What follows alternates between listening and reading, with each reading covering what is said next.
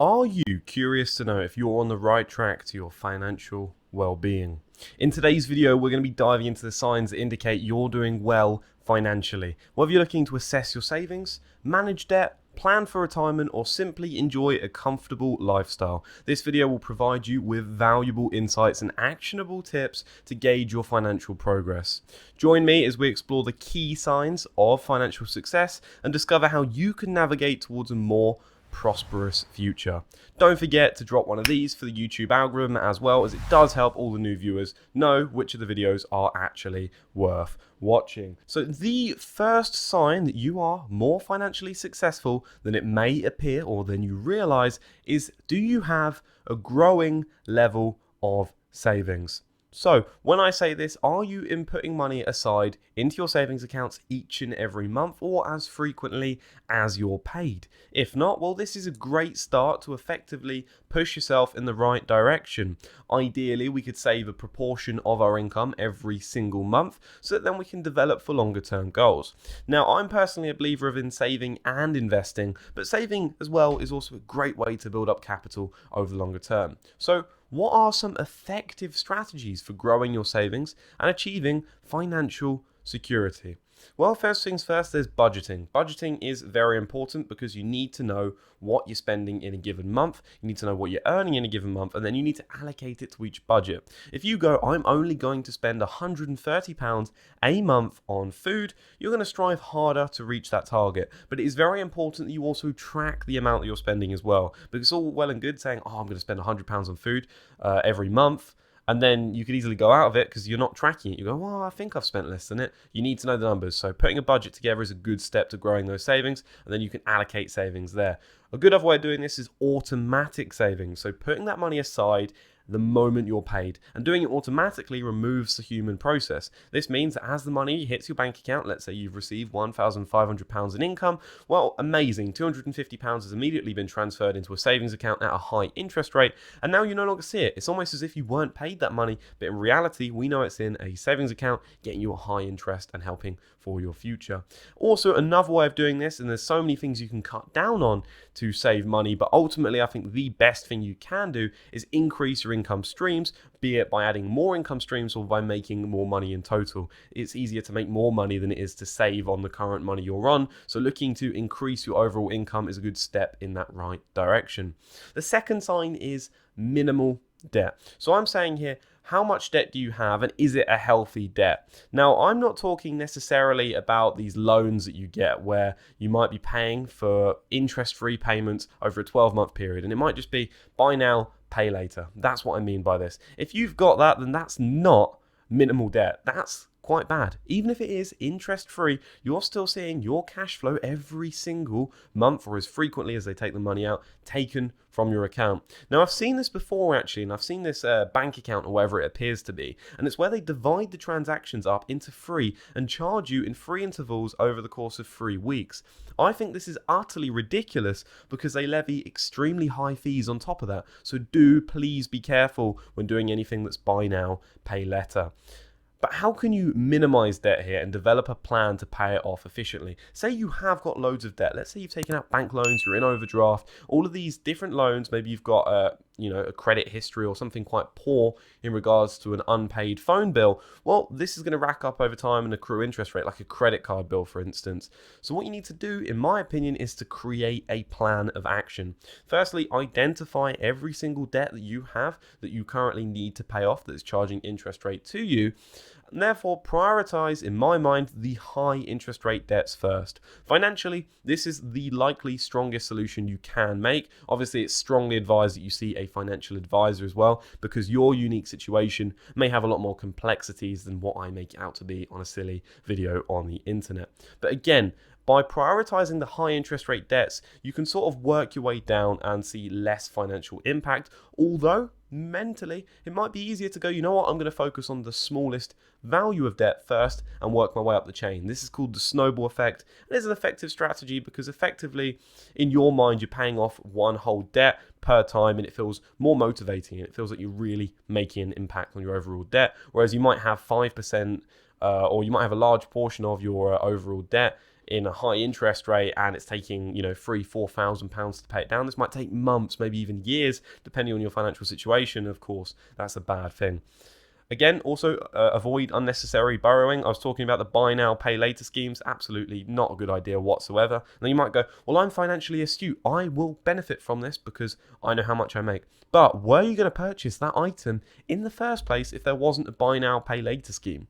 If you weren't, well, fair enough. Maybe you do know what you're doing in terms of interest rate payments and cash flow, and if it's interest free, I guess that could work for you. But if you weren't going to buy that item and only were incentivized by the buy now, pay later scheme, I think there's a problem there. And also, while I think about it, you can also negotiate rents with the lenders, so definitely go and give them a call as well and assess the situation. There's also a lot of charities available that you could speak to that could help on this too. The third sign that you're doing better financially or doing well financially is a strong credit score. Most importantly, a strong credit report. Now, I've spoken before on the channel on the idea here that a strong credit score is effectively meaningless. It indicates the trends, but the actual score number is not important. So we're not going to be looking at that at all. But when we look at the report itself and we go, okay, what can we assess and what trends can we make in order we have a high score but a good credit report for lenders? Well, mainly it's the key factors that contribute to a strong credit report and maintaining a good positive credit history. So the idea here of low debt utilization. Now you might have available £10,000 in debt that you could use at any moment in overdrafts and credit cards all combined, but if you're only using £500 a month on that and you're paying it off in full every single month, that's low utilization, and that looks more favorable on your credit report because you're deemed as less risky. After all, you're not spending 10 grand and paying it off every single month, because that could be even scarier towards lenders because they're like, wow, they're really using all of the available debt. This could be a concern. What if they don't have that money to pay it off? If you imagine it like that, you can see by avoiding being a risky character, you could likely get a good, strong credit score. I, in fact, think I maximized my score on Experian to get 999 at one point, so I definitely know what I'm talking about when it comes to credit score and credit reports. Paying bills on time is very important. Pay it off every single month in full if you have no debts. The best way about it. Don't accrue any interest. Don't do the minimum payments. Just pay it off in full where possible. That's key. It's a good idea to check your report for errors. Experian give you a free credit report download for free if you go onto their website. So you can go onto their website, check the report for any errors. If it says you made any late payments, well, you can dispute this. You can contact the relevant business that's involved with this, and you can ensure that this is resolved and looks good. Otherwise, it will take about 6 to 7 years to go off of your report. So it's very critical that you do address these concerns now and while you see it. And one of the biggest, almost hidden secrets here in order to improve your credit report is registering on the electoral roll. By having a registered address and being able to vote, it immediately boosts your score by, in some cases, I've seen hundreds of points. So definitely check that one out as well. The fourth sign is investments and retirement planning. Speaking of, if you like investments in the stock market, or just personal finance videos, then definitely click that subscribe button down below, as that is a lot of the videos that I create on YouTube, and I'm uploading as frequently as I can to create valuable content for all of you. So if you haven't already, definitely click that subscribe button down below. So what are some practical tips for investment and retirement planning to secure your financial future? Again, I'm not a financial advisor, but what could we be doing? Are you planning for your future? Have you created a goal for your retirement? If you have, well, it's a sign that you are doing better than you might have thought. So the practical tips would be diversifying investments. Now you might have some equity and property. Great start. It means you've got an investment, something that can appreciate in value over time. But it's always good to diversify and therefore hold different asset classes as well as different assets of that class, if that makes sense. So for instance, you might hold equity in a property, but it's also might be a good idea to get some broad-based index funds to invest in the stock market. It may also be a good idea to invest in some physical assets, maybe the likes of gold, for instance, and diversifying your money across that to hopefully overall lower the risk. And by having these long-term goals and something you're working towards, it means that you can picture what you want. In my mind, I'm not very good at picturing where I want to be, because I know that in 10, 20, 30 years time, what I think I want at that age is not what I'm going to actually want at that age. So what I do is I go, where do I not want to be? Well, I don't want to be homeless. I don't want to be on the streets, and I don't want to be earning barely any money and working extremely hard to earn that minimal money. Well, okay, if that's not what I want, well, I can work to avoid it and remain motivated. Also, a good idea is to take advantage of tax advantages. So check out the idea of an individual savings account, or ISA in the UK, as well as self-invested personal pensions, or SIPs, as well as other various tax advantage locations. It's worth checking them out as well. Do you have the ability to cover expenses and enjoy life? Are you able to pay off your bills every single month without fail and also go out and enjoy life a bit? Because at the end of the day, it's all well and good saving loads of money and paying off your bills all the time. But if you're doing pretty much nothing other than that, how can you possibly enjoy life? Life isn't just about paying off bills and saving money. And I think some people get a little bit too caught in this trap. They get so stuck in the notion they've got to save and invest as much as they can now. Live frugally so that in 10, 15, 20 years, they might be able to retire early. Hallelujah. Realistically, you might as well make the most out of life while you can. You don't know if tomorrow you're going to get hit by a flying bus. Of course, that's unlikely to happen, but don't doubt it. You might also get run over by a cow.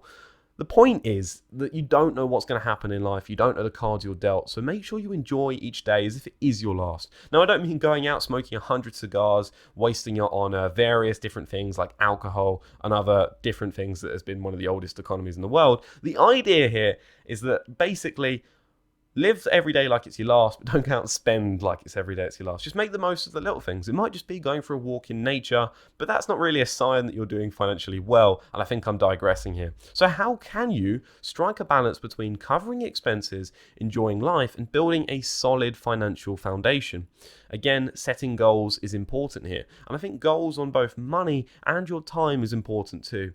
To evaluate how much money you need to make in order to have more control over your time is a very important step to make, because then you can go, okay, this money gives me financial freedom. At this level of financial freedom, I can pursue what I like to do, what I enjoy, and therefore I don't have to work, let's say, for someone else if I don't want to. I think that's a great aspect to have in mind. And again, if you are able to cover expenses and enjoy life, you are probably doing better than you thought. Spend on value. So be mindful of what you're spending on. Are you buying useless consumerist junk? Like, is it loads of different clothing items that don't matter to you? Or instead, is it actually a very meaningful purchase of a dress that you've wanted for the last 3 years and actually you've been really wanting to have it, try it on and do that? Well, if that's a meaningful item and it has a lot of sentimental value, then of course. But going out and buying a BMW just because all your mates have got it and they've got it on an interest rate just to look cool and hopefully get a few chicks in your car, mate, you're not doing yourself favors. Don't do that. It's pretty darn stupid. The sixth sign you're doing better than you thought is having an emergency fund. For those of you that don't know, having an emergency fund to cover expenses in the idea of an emergency is very important. Let's say suddenly you are being made redundant at your workplace. You've got your last months of pay, but other than that, you've got no money. You've got a family to feed, you've got a mortgage to pay, and you've got also food to put on the table. Well, that's a scary situation, a scary thought to think of if you've only got 1 month's salary that you're getting paid at the end of the month, which you've probably already allocated on what you're going to spend it onto. Well, you're going to have some money reserved aside in an interest rate account, high interest rate account that you're not looking at. An account that you've almost forgotten that has existed or is so incredibly hard to access that you won't want to do it unless you are actually in an emergency, which is also a good point to have. By having this emergency fund that covers a specific number of months of emergencies, now this depends on your risk tolerance in my mind. I currently have an emergency fund that covers 3 months of my expenses. I take this on the chin because I'm younger, I don't have any kids to support, and I don't have a mortgage to pay over my head. So overall, I'm quite financially flexible and I don't have to worry about those factors.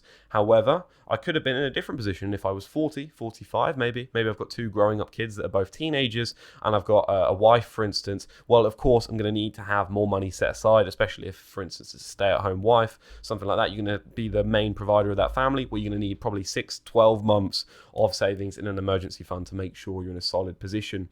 Having that there is also good for the mind. I think by knowing you've got that money to draw down upon in an emergency is a great feeling, because when that emergency happens, you're like, no worries, I've got this money saved up, done. You don't have to live in that dread of not knowing when you're going to be able to pay for this big bill because of what's happened. The next one is career or business growth. Now, I was going to say career growth, and a lot of you will just say it's career growth, but I think growing your own business as well is really key. If you're doing quite well in your career, and hey, you've seen a promotion or two, you're making some decent money, you're in an industry with growth potential, then there's some admirable steps there. Ultimately, I think with careers, you're pretty limited in the potential of how far you can get up that corporate ladder, in my mind. And this is mainly because someone has to dictate the value on your head. So you can make it to a C-suite executive and you're going to be making a serious chunk of change, but it might take some significant time to get there. You might be in your 40s or 50s before you are a C-suite executive. Now, there are exceptions to that rule, of course, but on average, I don't think I'm going to do much better than the average. So I'm just going to assume I am average. You're probably not going to get to that stage. So unfortunately, it's out of the radar. But if you're ambitious and you want to make serious amounts of money, then I do believe growing your own business is key in this regard.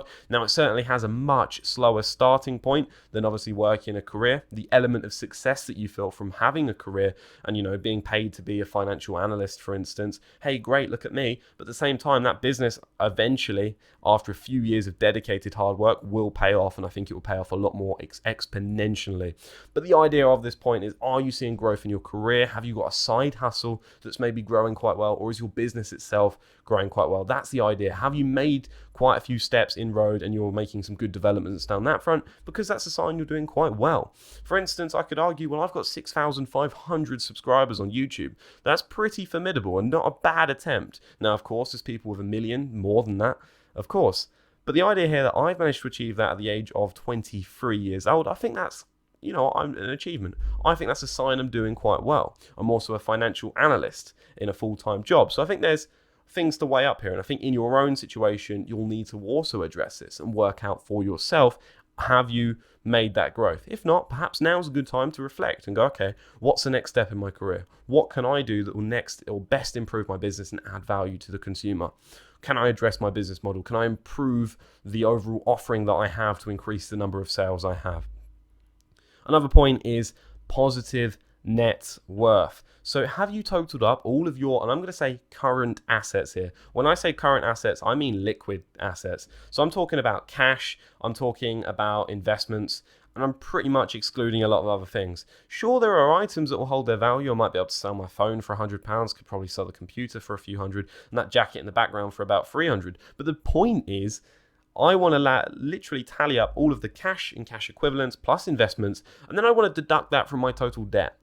Now, for those of you that have mortgages, this is where it gets complicated because you might actually have a negative net worth because obviously the total borrowings remaining on your property is greater than your overall asset value. But as long as that's steadily increasing over time, then I think that's a sign you're doing quite well. Again, if you didn't go to university, you're ahead on average because a lot of people are in debt at that age. So it's all about addressing where you are in life and what kind of net worth you think is reasonable. Definitely check the average statistics out for this one, and therefore you can address to see if you're doing quite well. Now, I hope you enjoyed this video. It's a little bit different from what I usually do, but if you do think there's value, again, don't forget to try one of these as it is much appreciated. I'd love content suggestions in the comments down below, and how well are you doing financially? I'd love to hear that as well. Have a fantastic day.